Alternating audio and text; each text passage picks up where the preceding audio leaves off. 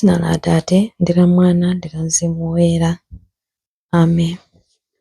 Mulungu wanga bwerani mudzandithandize. Ulemu ukhale kwa Atate ndi kwa Mwana ndi kwa Mzimu Woyera, monga panali poyamba, tsopano ndi masiku onse, ndi pa nthawi zosatha. Amen. Aleluya. Zonse zimene zili ndi moyo tsopano zipereke nyimbo yotamanda kwa Mulungu mlengi wathu. Mwa ulemerero akwezeke, amene adakonza ndi kutipanga ife, natiteteza ndi kukhala nafe, amene amatitsogolera ife mpaka kumathero a masiku athu. Mbendera zake zili pa ife, kuwala kwake kumatitsogolera, chipilala cha moto chowala mkati mwa usiku, mpaka mithunzi itazimirira ndipo mdima utathamangitsidwa, pamene tipita patsogolo kuchokera mkuwala kupita mkuwala. Malamulo ake amawagwiritsa ntchito, nyenyezi m'njira zake, dzuwa mu njira yake limawala momvera. Magomo ndi mapiri, mitsinje ndi akasupe, nyanja za mchere, mukuya kwake zilalika umulungu wake. Nafenso tiyenera kulankhula za chikondi chathu ndi kukondwera ndi kupembedza kwathu mosangalala. Tiyeni tiyimbe nyimbo mpaka zinthu zonse zamoyo lero lino zitagwirizana mukuyamika kwa Mulungu wamwambamwamba. Hosana ndi matamando. Ulemu ukhale kwa Atate ndi kwa Mwana ndi kwa Mzimu Woyera, monga panali poyamba, tsopano ndi masiku onse, ndi pa nthawi zosatha. Amen. Chilimbi 1. Ndakusandutsani kuwala kwa mafuko onse, kuti mubalalitse chipulumutso changa mpaka kumalire a dziko lapansi. Inu Mulungu, patsaniko mfumu nzeru zoweruzira, patsaniko mwana wa mfumu mtima wokonda chilungamo, motero mfumuyo idzaweruza anthu anu molungama, ndiponso anthu anu osauka mosakondera. Mapiri adzabweretsa madalitso kwa anthu, magomo adzazetsa mphotho ya chilungamo. Mfumu idzateteza anthu osauka, idzapulumutsa anthu osowa, koma idzawononga anthu ozunza anzawo. Idzakhala moyo pa mibado yonse, nthawi zonse pamene dzuwa ndi mwezi zikuwala mlengalenga. Idzakhala madalitso ngati mvula yogwa pa minda, ngati mvula yowaza pa nthaka. Pa masiku ake chilungamo chidzakula, mtendere udzachuluka, mpaka mwezi utaleka kuwala. Idzakhala ikulamulira kuchokera ku nyanja ina mpaka ku nyanja ina, kuchokeranso ku mtsinje mpaka ku mathero a dziko. Amaliwongo a ku chipululu adzayiweramira, adani ake adzadya fumbi. Mafumu a ku Tarisisi ndi a ku zilumba adzayipatsa mitulo. Mafumu a ku Seba ndi ku Seba adzabwera ndi mphatso. Mafumu onse adzayigwadira, ndipo mitundu yonse ya anthu idzayitumikira. Ulemu ukhale kwa Atate ndi kwa Mwana ndi kwa Mzimu Woyera, monga panali poyamba, tsopano ndi masiku onse, ndi pa nthawi zosatha. Amen. Ndakusandutsani kuwala kwa mayiko onse, kuti mubalalitse chipulumutso changa mpaka kumalire a dziko lapansi. Chilimbi 2. Ambuye adzapulumutsa ana a anthu osauka ndi kuwachotsa ku ukapolo. Ndithu iyo idzapulumutsa anthu osowa amene amayitana. Ndithu iyo idzapulumutsa anthu osowa amene amayitana. Idzapulumutsa anthu osauka ndiponso opanda owathandiza. Idzamvera chisoni anthu ofowoka ndi osowa, ndipo idzapulumutsa moyo wa anthu aumphawi.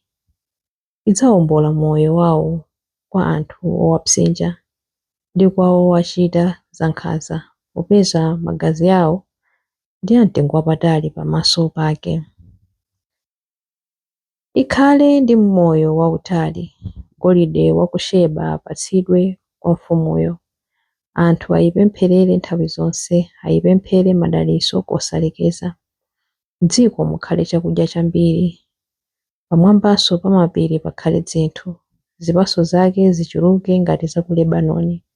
Anthu ake achuluke mu mzindamo ngati udzu wakuthengo. Dzina lake lisayiwalike konse, mbiri yake ikhalepobe, monga momwe limakhalira dzuwa. Anthu alandire madalitso chifukwa cha iyo. A mitundu yonse ayitche yodala. Atamandike chauta Mulungu wa Israeli. Iye yekha ndiye amene amachita zinthu zodabwitsa. Dzina lake la ulemerero litamandike mpaka muyaya. Ulemerero wake udzaze dziko lonse lapansi. Inde momwemo, inde momwemo. Ulemu ukhale kwa Atate ndi kwa Mwana ndi kwa Mzimu Woyera, monga panali poyamba, tsopano ndi masiku onse, ndi pa nthawi zosatha. Amen. Ambuye adzapulumutsa ana a anthu osauka ndi kuwachotsa ku ukapolo. Chilimbe 3. Tsopano ufumu wachipambano wa Mulungu wathu wayamba. Ambuye Mulungu mphambe, inu amene mulipo ndipo munaliponso kale, tikukuyamikani chifukwa mwaonetsa mphamvu yanu yayikulu ndipo mwayamba kukhazikitsa ufumu wanu.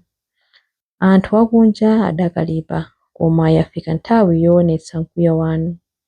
Ndiye kuti nthawi yoweruza anthu akufa, yafika nthawi yoti mupereke mphotho kwa atumiki anu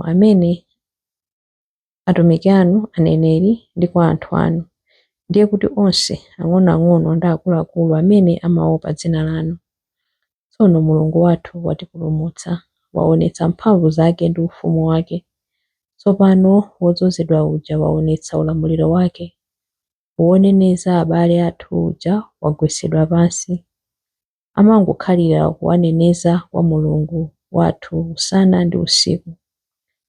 Abale athuwo adamugonjetsa ndi magazi a mwana wankhosa uja, ndiponso ndi mawu amene iwo ankawachitira umboni.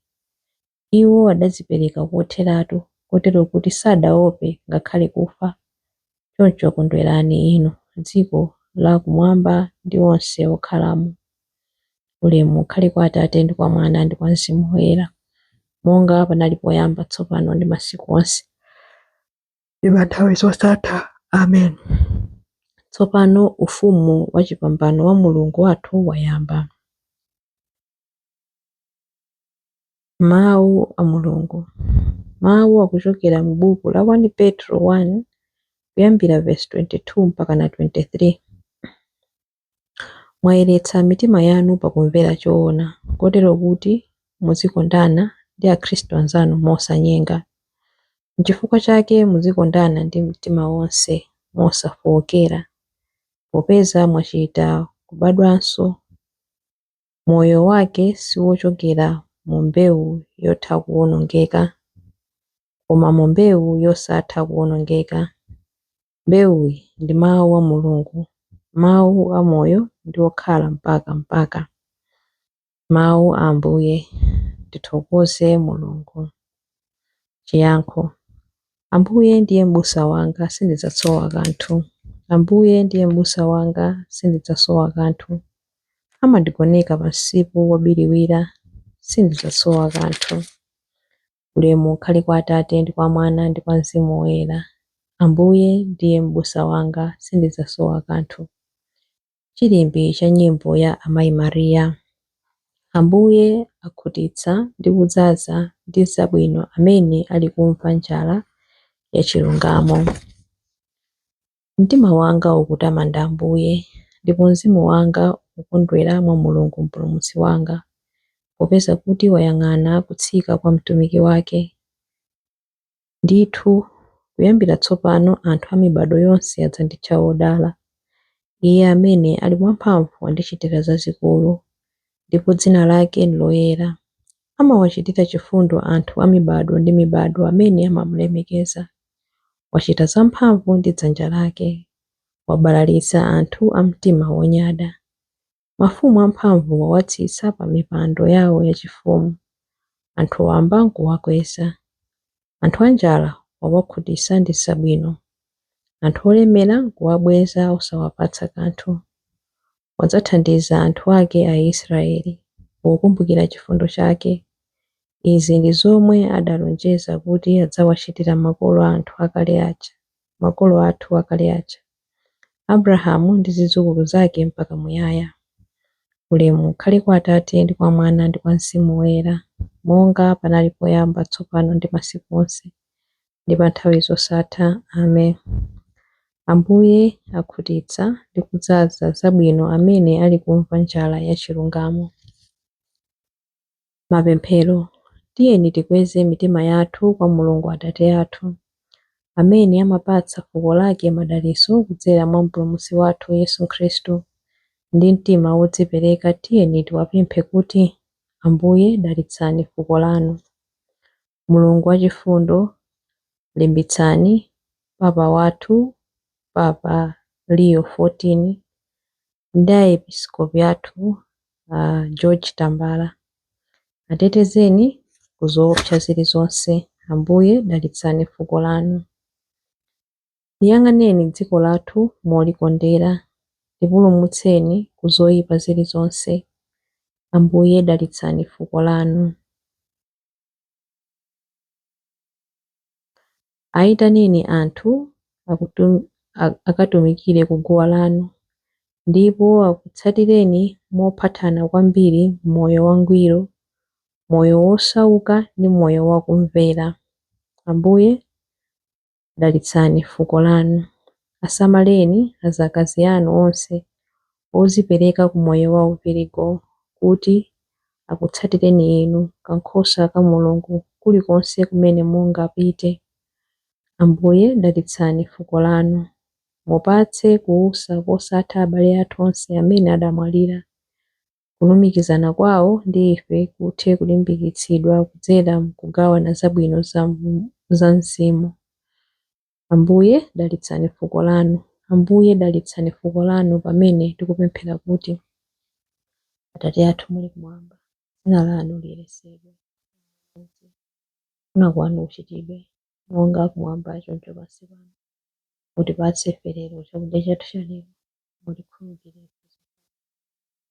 monga ifenso takhululukira adani athu, musatisiye ife m'chinyengo, koma mutipulumutse ife ku zoyipa. Amen. Pemphero. Atate achifundo, mverani pemphero lathu lotamanda inu. Musalole kuti mitima yathu ikhale kutali ndi chikondi cha lamulo lanu. Mutitsogolere mdima wa usiku mpaka tikafike kumbandakucha wa moyo wosatha.